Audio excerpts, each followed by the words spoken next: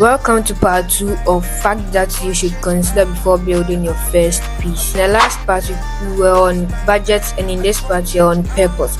So, for purpose, it may be different from anyone and like the thing that you're going to be using your PC for. So, if it was me, like me building a PC today, I would have used it for gaming, streaming, recording, yeah, and video editing and those kind of stuff, studying. So it means that if I was to build a PC today, it would have required a lot of performance, and it's different from you and what you're going to be using your PC for.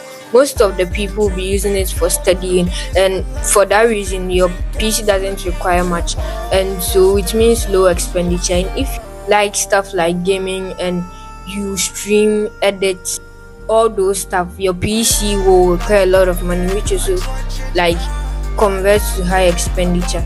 So don't forget to like and follow my account. And yeah, that's about it. And